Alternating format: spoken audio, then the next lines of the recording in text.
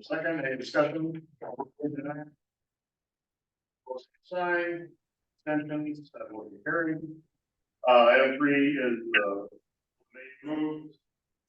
Thank you, Frank. I'm trying to help you out. So, there's no multiple. Motion and second, any further discussion? There's the aye. Aye. We can send a vote on the specific, or you set on one. If you want to walk us through it. Yeah, sorry, I'm still trying to find my stuff. I don't have it in front of me. There wasn't any updates of note to report. I don't know, Dylan, was there something specific? I'm still trying to find my paperwork. No, it was a pretty status quo update for the financial statement items. One thing to note is that the finance subcommittee has it in the last couple of months. We're for sure going to meet next month. That way we at least once a quarter for meet together. And we'll also be able to talk about the audit that's going on and all of that later today. Well, what fourth one says it's good. Yeah. Good. All right, with that, is there a motion? Maureen approval. Any motion? There. Second, any further discussion? Favor say aye. Aye. Aye. Aye. Fine. Abstention. Carried. Item 5, public comments. Right. Let's forget through that one. Steve, I don't think we got anybody. So item 6 then is the presentation on the criminal for the Port Authority and Thank you. I figure really doesn't need an introduction here, but I wanted to briefly welcome Kevin to call the table again. Speak on the upcoming the airport project to the terminal opening, the upcoming bond referendum. Real briefly, you want to say that this is part of something that we've been trying that's new here. We're bringing our member jurisdictions in here to talk about projects. This is about information sharing, general awareness for the projects. We're going to have docs in here next month, and we'll get December, in February, should be in January. We're going to have full count. So if you have any more thoughts on projects you'd like to hear about, something you want to talk about your own jurisdiction, please reach out to staff. We'll have a docket. I'll turn it over to Kevin. Thanks, Gunner. We're going to take the opportunity to present. Let DSM, if you see this emblem, it has to do with construction. May not be specific to the terminal construction, but it is specific to construction. You showing? So the Airport Authority is established under the Iowa Code 338, Federal Aviation Administration Regulations. The Iowa Code govern us. Jurisdiction is provided by a 5-member board appointed for 4-year terms by the member municipality, which is currently the city of Moines. We are the state's largest airport. 65% of all passenger traffic comes through Des Moines. Cedar Rapids is number 2. They are 30% involved. 6 other airports provide the other 5% left out of the state. Iowa DOT study, and I like the study because we didn't commission it. These aren't my numbers. These were from the Iowa Department of Transportation. The going is $752 million annual economic impact to the state of Iowa. That's grown from the one that we did commission, which was back in 2014, it was $644 million. So growth continues. 43% of our passengers are visitors. They come in from out of state or out of country, and they come into Des Moines to either visit or do business in Des Moines. And this stat actually surprised me when we did this market study. You get to thinking that all of our passengers are local passengers, and they're not. A lot of them are coming in. You've seen this stoplight start a lot of time. Red is bad and green is good. And that 3 million passengers were solidly in the red on all passenger amenities within. We weren't supposed to reach that until 2027, almost in 2019, that was a record year. So we're comparing everything back to 2019, and so far this year to date, we are 5% greater passenger traffic than we were back in 2019. We're back growing again. We're past the pandemic. I know you can't see the numbers on the left side, but you can see the blue bars. These are our peak periods. And when we talk about congestion and growth and not having the ability to process passengers or park airplanes, these are the hours that we struggle with, and they're getting worse. If I tell you that the regional jets are going away, most of you will applaud. Nobody wants to fly on the regional jet, but there's a trade-off to that.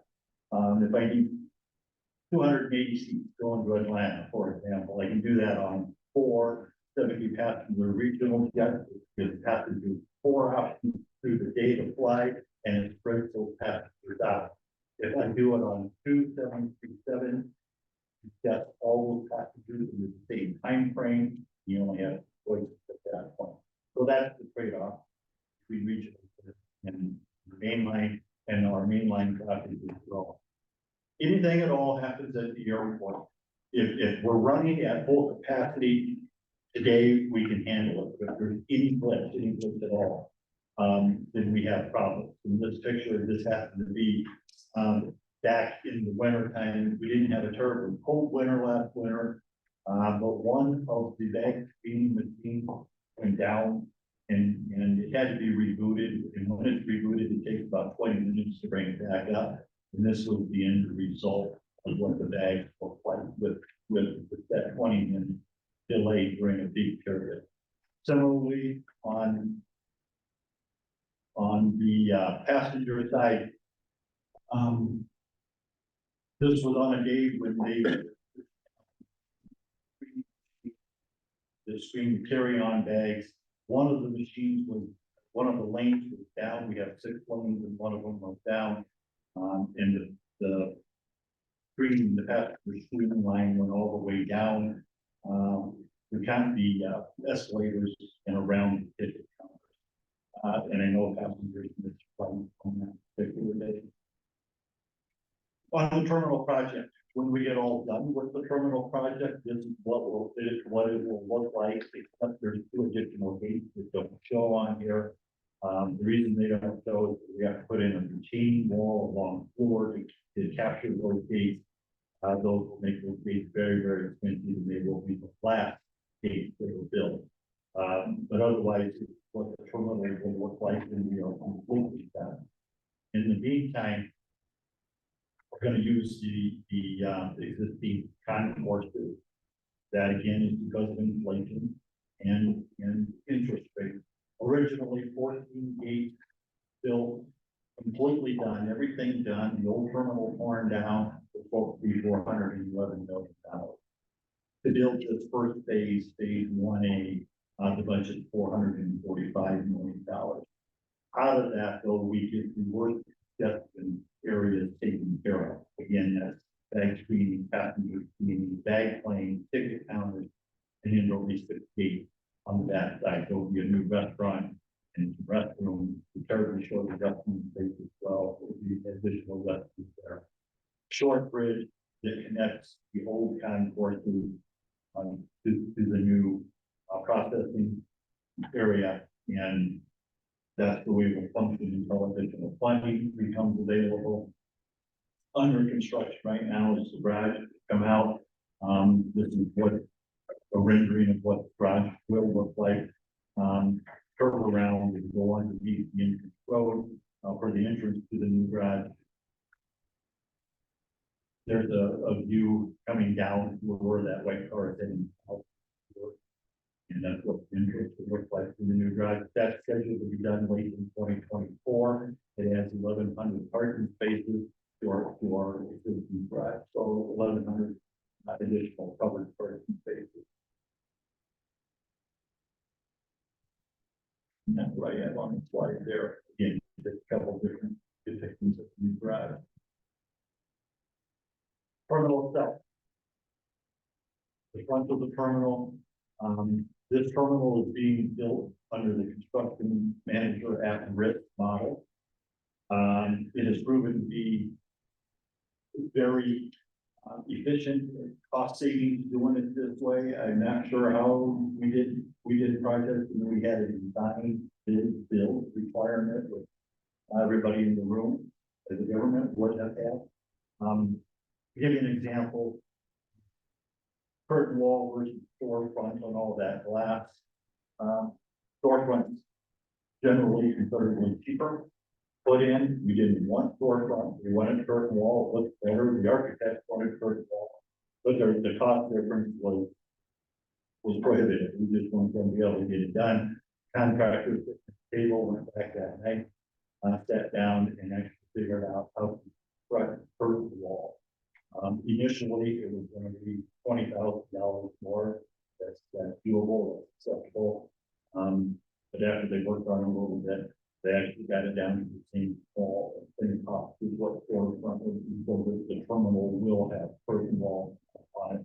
Again, what everybody wanted. And the skywalk off there on the left side of the screen, coming off the new garage. This is the inside as soon as you walk in.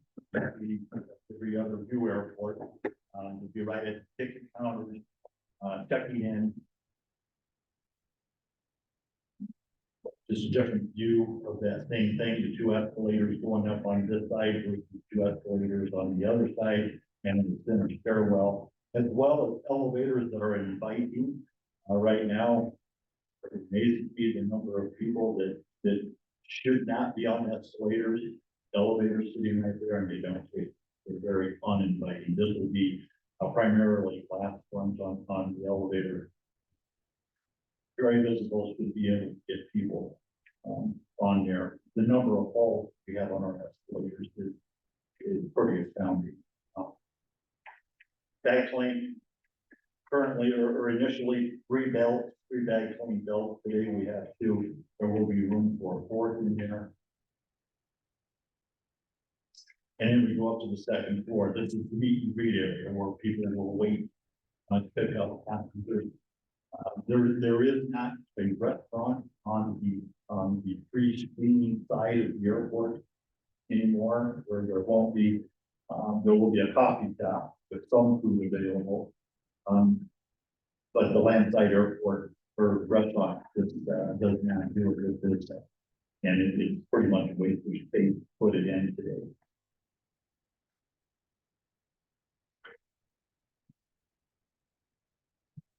And this is the gate area, and you see it's wide open. No pillars, no wall, so passengers can flow in between gates. If there's no aircraft on one gate, they pull that space that you see on the far left or on the left. You see that green sign on the gate area there. That will be installed, and when boarding is occurring, passengers will see that green sign and tell them you need to get to your gate. As long as it's not green, you have time to dwell, linger in the restaurant or the coffee shop or restrooms, whatever it is. So just another depiction of what that will look like. And then, of course, you have to pay for it. 296 million is what has been plugged in the model, has always been in the model for the airport authority to bond regional municipalities and counties. All of you stepped up with $28.6 million. Thank you very much. I will tell you, many people, you know this,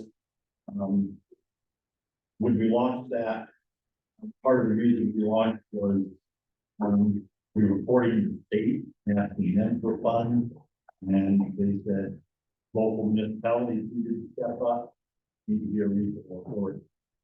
And but I don't hear that from the local municipalities, number one, and number two, you're using $5.5, and that debate will keep a decade. That money will evaporate, and you're supposed to get in writing that they don't need to. That's what launched the effort, that 28.6. Today, after the inflation factor, money's really important because the local reasons that we didn't receive. Prairie Meadows has stepped up to 5 million. The state infrastructure grants. We got $58.7 million from that's allocated by the governor, and then the legislature this last year put about $10 million in there specifically for Moines. We've applied for that money. We don't have that, but we went ahead and added it into the spreadsheet here. And then the rest of these dollars are federal dollars. AIP is the dollars that we get always used for infrastructure, and then the bipartisan infrastructure law dollars. Some of that is issued by equation at 27 million, so we can count on that because our claims are going to stay steady with everybody else's. But we just submitted our third application for the PCP, Airport Criminal Programming dollars. So far, we've received $16 million from them. We just applied for $29 million. I'm sure we won't receive all of that. But we hope to get a good share of what we're applying for. Terminal project instead, $445 million. Apron 76.8. The project 55. $572 million total. So we saw $54 million shortfall. But again, we are applying for this federal grant. And any additional money that comes in will have two choices: either not borrow quite as much, or go ahead and add on phase two, put 3 more gates onto the terminal to build. And that's what we would prefer. If we had 98 for the majority of the day, except for those peak periods, we could operate off those 98. During our peak period, we're going to have to use the whole day transport. Completed, this would have been headline news. If it weren't for the terminal, the runways were completely reconstructed at the airport. The intersection was the last piece that was done. If you flew through the month of September and came back into Des Moines, you probably had very abrupt stop on that aircraft because it was short runway, it's 300-foot runway. But they got it done. They got it done a week ahead of schedule, and we're back to full runways. That the 523 runway is not quite open yet. They're still moving some of the nav aids back, but delighted to have those runways done. Didn't have to touch those for another. Let's put a shout out to Polk County supervisors. In September, they passed a resolution that will allow a referendum to be put on the November ballot. We will use our airport revenue to pay those bonds off. We'll have to be in agreement, a loan agreement between the county and the airport should this pass and we get things forward. But the reason we're doing it is the general obligation bonds will have a lower interest rate than our general aviation revenue bond would. And it's estimated by 2 different analyses. One analysis that we did, that we would say about $70 million in interest. The analysis that the county has done is $76 million total interest savings. That's about $2.5 million a year. That money will go directly into expanding terminal at a faster rate. That's the reason for the referendum. Of course, as you all know, I can't advocate for or against that referendum, so I won't do that here today. But that will be on the November ballot. And again, I have to thank the kind of supervisors for rolling allowing that to put on. What about any report? Kevin, go ahead. As a state, came around with the ceremony, does that give any more incentive maybe to come with more funding? I think so. I hope so. He indicated it would. But I also know that the state wants to get past the referendum before we have to. Thank you.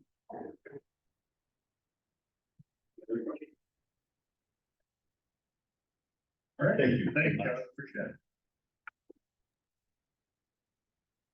Item 7 in the report and vote on the public hearing date for the downtown Moines dam mitigation construction contract. Zach.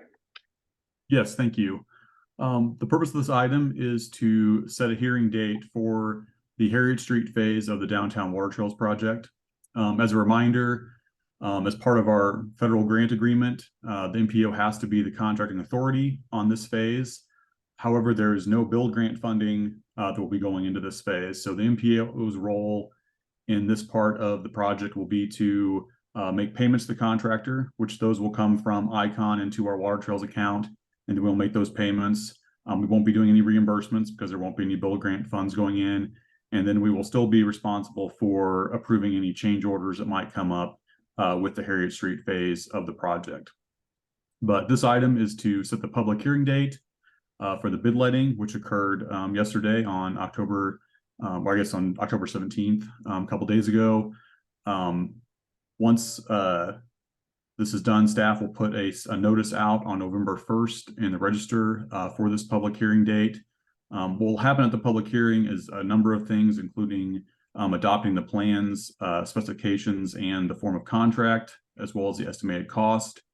We will also receive and file the bids that were sent in by the deadline, and then also award the contract as well to the low bidder. Next slide, please. We did get the results in for the bid. They were very positive. We had 5 contractors submit bids anywhere between 1.7 million and 2.6 million. All of these bids were below the engineer estimate, which was a little over 3.4 million. So those were positive results as far as the bids go. But as I mentioned before, what we're here, this item here today is to set the public hearing date, which will be for November 16th. Happy to take any questions, but this item is to vote on setting that public hearing date. We cannot move forward with the contractor until we have the public hearing.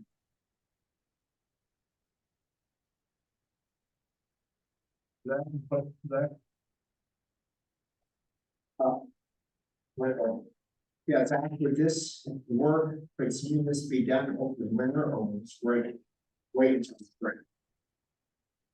They might be able to do a little bit of work over the winter, but I think most of it will happen once the weather breaks in the spring.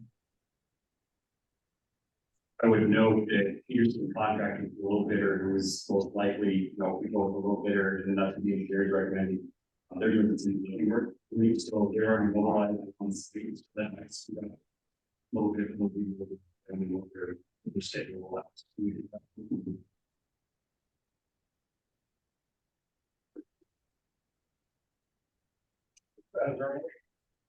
So moved. Second, any further discussion? All fair say aye. Aye. Both same sign. Attention. Motion carried. Item 8 is a report and vote on the reimbursement agreement regarding the Safe Streets for All grant. Thank you. As you recall, the MPO received a $1 million planning grant for the Safe Streets and Roads for All program to create a comprehensive safety action plan for the region. As part of that, we entered into a joint agreement with SERPA as well. So 800,000 of that $1 million is for the MPO plan, and 200,000 is for SERPA. So as part of that, staff has been working on developing an agreement between the MPO and SERPA as far as the reimbursement process goes. The Federal Highway Administration, the USDOT, wanted us to have a joint agreement so that they would only have to deal with one entity on financial matters and reimbursements. So this sub-agreement between the MPO and SERPA is to address any kind of reimbursement concerns in that process that will have to take place. So some of the key points from the agreement are that SERPA is responsible for completing their own plan. It's a separate planning process. They have a different consultant on board to complete their plan. They will be responsible for managing that consultant and getting their plan completed. The MPO will be the fiscal agent on both of the plans, the MPO plan as well as the SERPA plan. So we will be submitting reimbursements on behalf of both of the plans. SERPA will review and approve all of their invoices before they send them on to the MPO, and then we will make those payments. The MPO is going to bill SERPA for their portion of the local match up front. So we will have that in our account and be able to make those payments when those bills start coming in. And then the MPO will retain all of the reimbursements that come in from the SS4A funding. Next slide, please. I guess that's all I had on the slides. We did have this reviewed by legal counsel. Scott, I don't have anything you want to add to this agreement. I think you all received a copy. I just added 2 provisions in the red line. One that just indicates what happens in the case of dispute, and number 2, essentially having SERPA indemnify the MPO.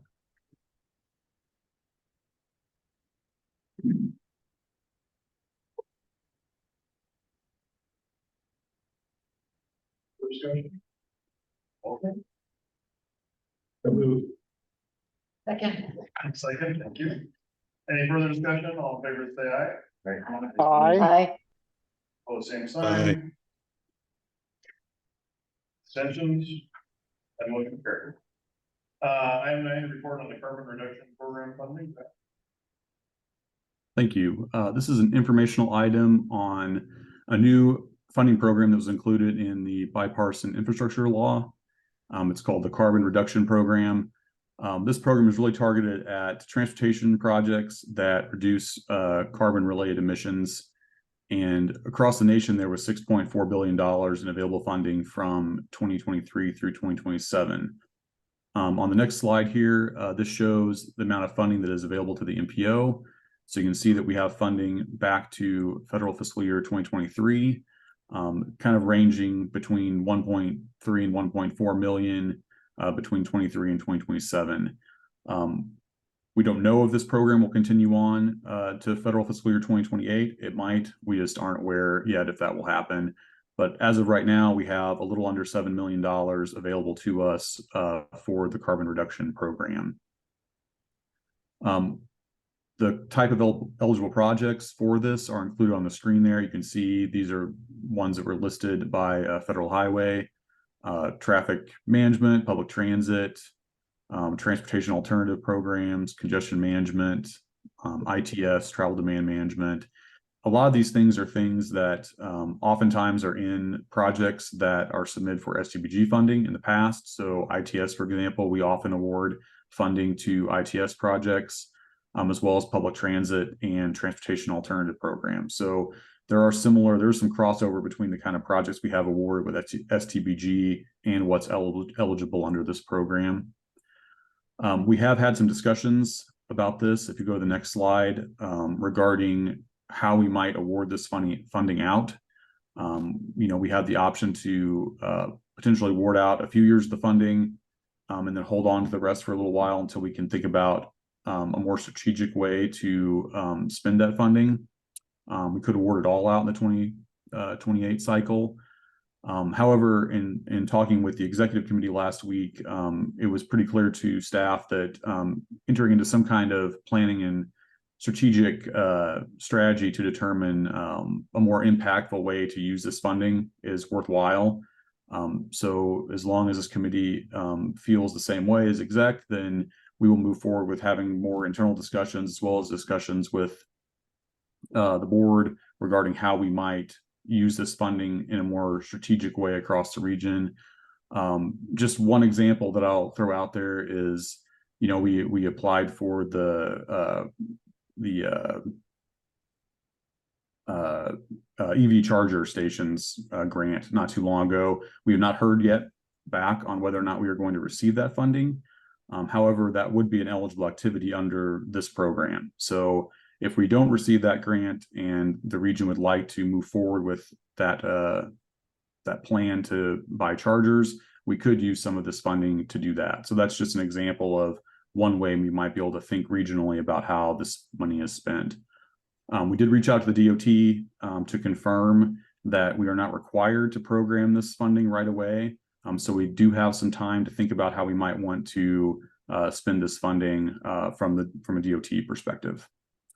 I think that's all my slides. Happy to take any questions you have on the carbon reduction program. Zach, any questions for Zach? There's one thing if I could clarify, Zach mentioned that we had a discussion with these guys last week, and thinking about this more strategically. What we were getting at with that is we're starting to update our long range transportation plan right now next November. So we thought if we really want to, we could wait until that plan is done and use that planning process as to figure out what we actually want to use these types of funds for. And then once that plan is done, then we have a better idea of what kind of projects we want to spend or we want to use these funds on. Well, that's the key. Rather than do it now, and then do the planning, let's do the planning and then figure out what we want to spend money.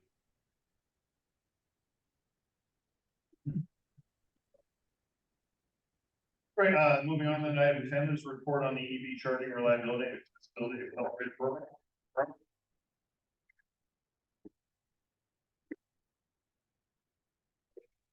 Last month in September, the NOFO came out for the electric vehicle charging reliability discretionary grant, which opened up $100 million in available funding here and replace existing chargers that we've already invested in, but are not functional.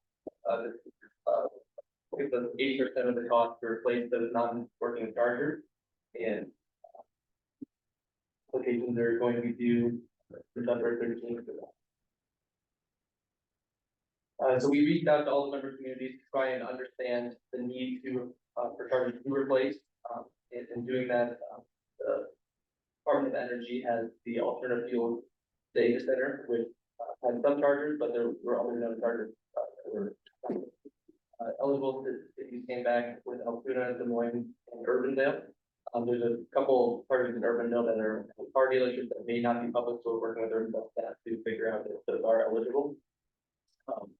But this funding would open up to be able to replace those at a very low cost to us. So it's simply a report and to let you know what we're working on. Happy.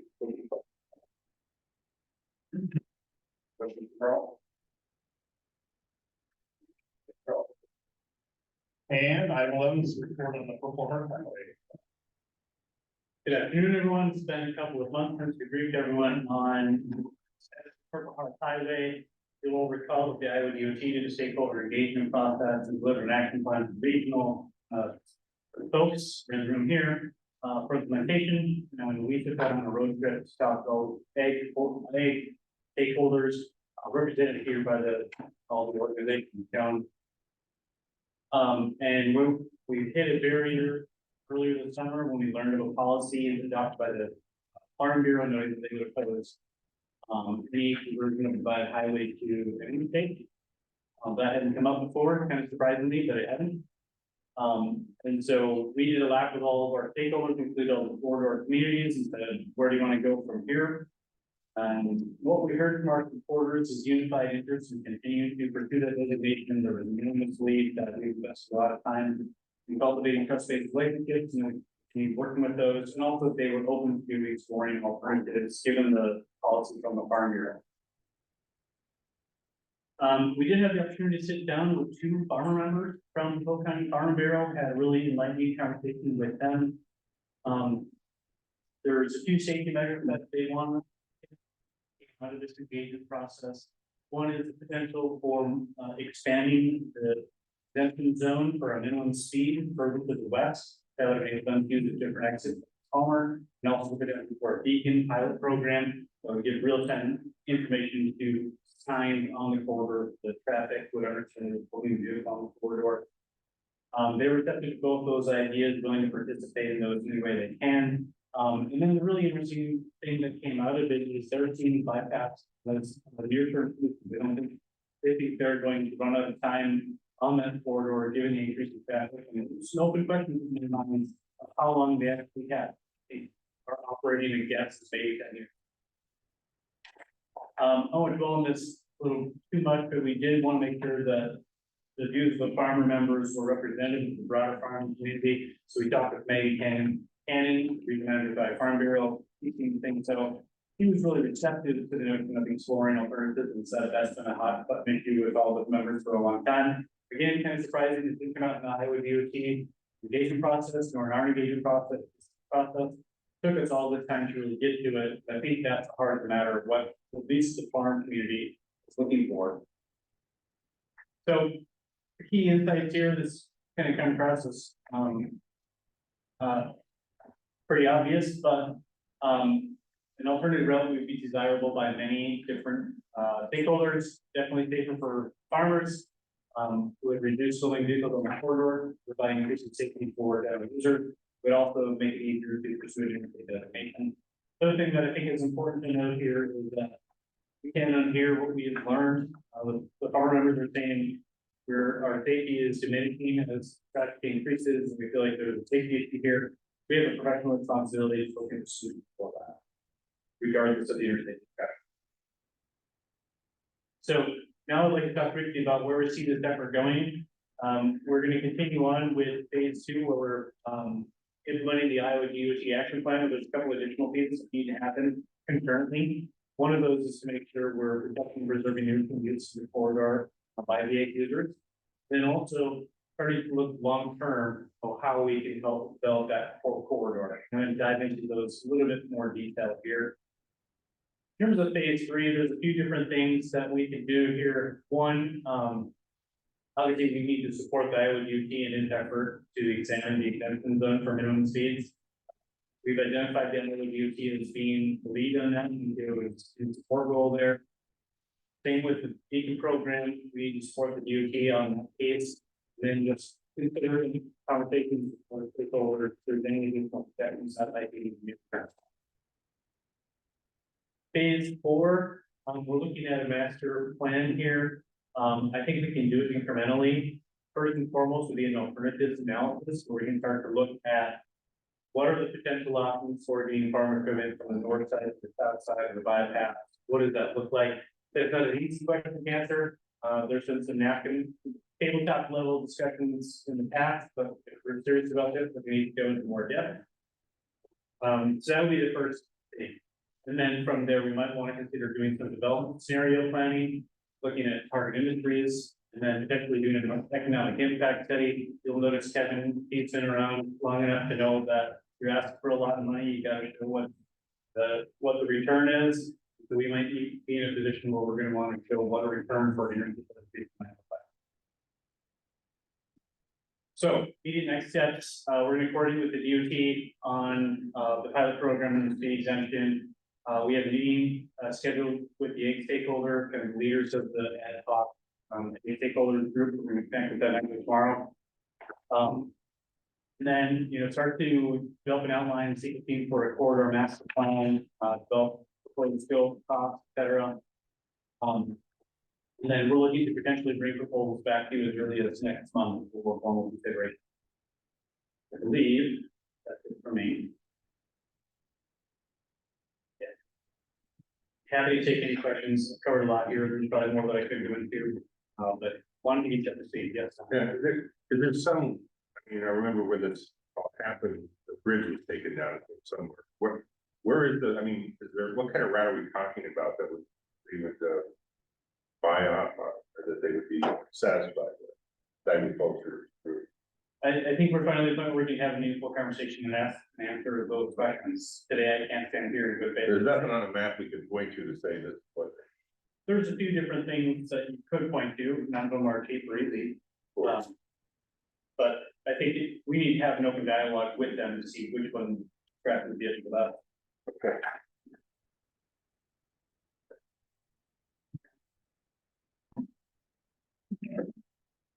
Thank you, Kevin.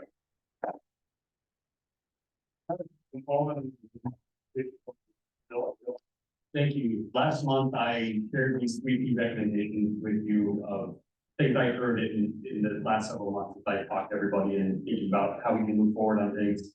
I want to focus on that second one there, the decision tree. Last time we heard on all these, yes, this sounds good, keep moving forward. So Gunner's passing around and we'll put it in the chat too.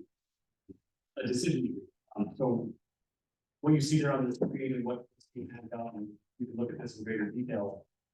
Takes a look at what are the different, on the far right, what are the three different ways the MPO can be engaged in things. We need to be in the lead position, we need to be supportive, or it's more of a supplemental type of activity that's kind of a one-off, if you will. And then this kind of puts together a flow chart to arrive at those different levels of involvement. So for example, and I won't read through this all in great detail, but if, for example, it's a federally required MPO activity, it makes sense that the MPO is in the lead on that. We're not going to somehow, sell that off to someone else. Also, if it's a project that is regionally significant, if it's transportation, it affects multiple member communities, they're not a strong lead already, then maybe that lends itself to where the MPO can take the lead. And that lead could be project development, taking it from a concept in our long range plan to figuring out, doing subsequent studies, engineering phasing, figuring out the funding, applying to grants, whatever that case might be. That's the type of thing we could be in the lead. I would add, I don't think that means that we would be managing the contracts necessarily, like we do with water bill. That's not quite our purview. But we can help coordinate and facilitate a lot of those other things and go into getting a project off the ground. It can also be a lot of planning related work. It doesn't have to be an infrastructure project. Conversely, if there's already a strong need for a project, then we can be more of a support. We're providing letters of support, we're providing data, we're putting the project in the tip and moving it around to make sure that the communities get what they need out of that project. And then for supplemental, if it's something that kind of off the wall thing that doesn't quite fit the box of what we typically do, and the board's willing to do it, and it, there's no one else to do it, they kind of go through the flow chart, maybe that's something we entertain. Also, there's times where situations arise where a member community said, hey, can you make this map for us, or can you provide this, whatever it might be. It's not necessarily regionally significant, it doesn't affect everybody, but they're a use paying member, we want to make sure they get the service, so that'd be another example of that's activity. On the back side of that, if you haven't seen it already, and I'll put it on the screen here, there's, maybe Gunnar, you might have to recall me. There's definitions, further definitions around what lead support supplemental means, and it's exactly what that might be. I'm sharing this with you now so that you can take a look at it. If everyone's supportive of this, we don't need to know this today, but over the next couple of days or weeks, if this looks like a good idea, this looks like the right approach, we'll bring this back and vote on it. We'd like to have something figured out by the time we start to work on our next work program, so that as we start to think about how we're going to spend our money over the next year and put together our program and everything, that we can use this tool to help us promote that. So that's the big thing I wanted to share with you. If there's questions or comments about that now, I'm happy to take it. Otherwise, I do have a couple other quick updates. I'll go a little bit about order once you're on the screen. I want to introduce Sheldon Mobile from the Iowa DOT. Sheldon is replacing Andy Moonen as our department. Meetings representative from the DOT, so welcome Sheldon. She'll be working with Allison, who's the new District 1 engineer as well. So District 1's had kind of an overhaul of their staff in the last few months. So we look forward to working with them, and I think Sheldon will be back next month to give us an update on what the DOT is working on in the various projects that we typically do. Other things I want to give an update on, like I mentioned, the audit's underway. Things so far have been going very smoothly, and it's in large part to just put various policies and procedures we put in place and work with the finance subcommittee. So thank you to Ted and the other members of the subcommittee that have been pushing us in the right direction. That's starting to pay off now as we go through our audit. We should get the audit. I think the deadline to get that back is in November. So we should have that sooner than we have in recent years. Typically, we don't do our audit until May, March, or April. We should have that by the end of the calendar year. A couple other things, we talked about a lot about water trails. Icon Water Trails have a new director, Stephanie Howell, to sit down with her and explain what the original role in water trails has been, and continues to be over the last couple of years and going into the future here. I mentioned this last time, we've been starting to meetings with our member communities, reaching out to council. We've been up to Carlisle, we've been to 5, we're going to Norwalk tonight. in Des Moines next week. Hopefully next week, I think as well, so. We're starting to do that. If you haven't heard from Gunner yet, if your city managers, administrators haven't heard from Gunner yet, we'll be hearing soon to get those scheduled over the next couple of months. And then finally, I want to thank everybody for coming out to our 40th anniversary celebration a few weeks ago. It was a small but mighty group that met at Smash Park and had some fun. Don't play tag and bags, but we learned that the hard way. But again, thank you for everybody for participating in this organization. It's been 40 years. This organization's been around, and it takes people like you to come to the table and point us in the right direction and make hard decisions to keep this group going. Thank you for that. Thank you, Bill. I just have one additional item, the executive director services, I know it's been quiet, but we are moving forward, we are making progress on that. We have our team to. What was the good help with on this, a little bit due. I believe. So, they have till the end of the month to submit those, and the first meeting will review those. So, we are moving forward, making progress in that.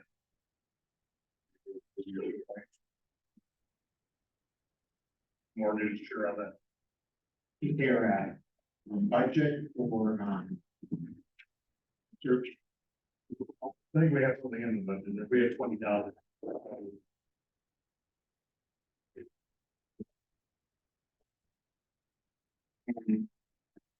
are you restricting the bidding to local? There are two, we sent out RFPs to 3 companies, 2 are local, 1. Two are local, 1 in South Dakota. Okay, anything else for the go of the order? Oh.